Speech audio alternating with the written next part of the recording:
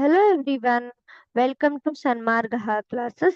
ನಾವು LPA ಆಹಾರ ಸಂಪನ್ಮೂಲಗಳಲ್ಲಿ ಸುಧಾರಣೆ ಪಾಠದ ಪ್ರಶ್ನೆ ಉತ್ತರಗಳನ್ನು ಉತ್ತರಿಸುತ್ತಿದ್ದೇನೆ. ಪ್ರಶ್ನೆ 48. ಧಾನ್ಯಗಳನ್ನು ಹೇಗೆ ಶೇಖರಿಸಿ ಸಂರಕ್ಷಿಸಬಹುದು? ಇದು ಸಾಧಾರಣವಾದ ಪ್ರಶ್ನೆ ಆಗಿದೆ ವಿದ್ಯಾರ್ಥಿಗಳೇ. ನೀವು ಗಮನಿಸಬಹುದು ಇಲ್ಲಿ ಧಾನ್ಯಗಳ ಶೇಖರಣೆ ತುಂಬಾ ಮುಖ್ಯವಾದದ್ದು. ಏನಕ್ಕಂದ್ರೆ ನಾವು ಕಷ್ಟಪಟ್ಟು ಧಾನ್ಯಗಳನ್ನ ಬೆಳೆದಿರ್ತೀವಿ ಅಲ್ವಾ, ಅದನ್ನ ವರ್ಷ ಪೂರ್ತಿ ನಾವು ಉಪಯೋಗಿಸಬೇಕಾಗತ್ತೆ.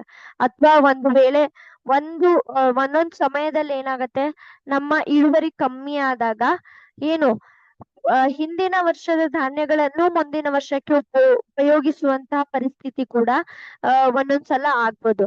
ಅಂತ ಸಮಯದಲ್ಲಿ ನಾವು ಧಾನ್ಯಗಳನ್ನು ಸರಿಯಾಗಿ ಶೇಖರಿಸಿ ಇಟ್ಟುಕೊಂಡಿಲ್ಲ ಆದ್ರೆ ನಾವು ಬೆಳೆದಿರುವ ಧಾನ್ಯಗಳು ಏನಾಗತ್ತೆ, ಅವುಗಳು ಜೈವಿಕ ಮತ್ತು ಅಜೈವಿಕ ಅಂಶಗಳ ಪಾಲಾಗತ್ತೆ.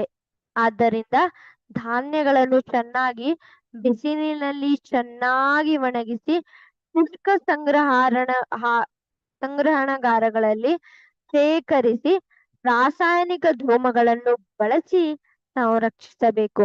ಮೊದಲನೇದಾಗಿ ಅದನ್ನ ಬಿಸಿಲಿನಲ್ಲಿ ಒಣಗಿಸಿ ಅದರಲ್ಲಿರುವ ನೀರಿನ ಅಂಶಗಳನ್ನು ಹೊರಗಡೆ ಹಾಕಬೇಕು. ಅದಾದ ಮೇಲೆ ಏನ್ ಮಾಡ್ಬೇಕು, ರಾಸಾಯನಿಕ ಧೂಮಗಳನ್ನ ಶುಷ್ಕ ಸಂಗ್ರಹಣಾಗಾರ ಅಂದ್ರೆ ಚೆನ್ನಾಗಿರುವ ಬೆಚ್ಚನೆಯ ಪ್ರದೇಶದಲ್ಲಿ ಇದನ್ನ ಸಂಗ್ರಹಣೆ ಮಾಡಬೇಕು.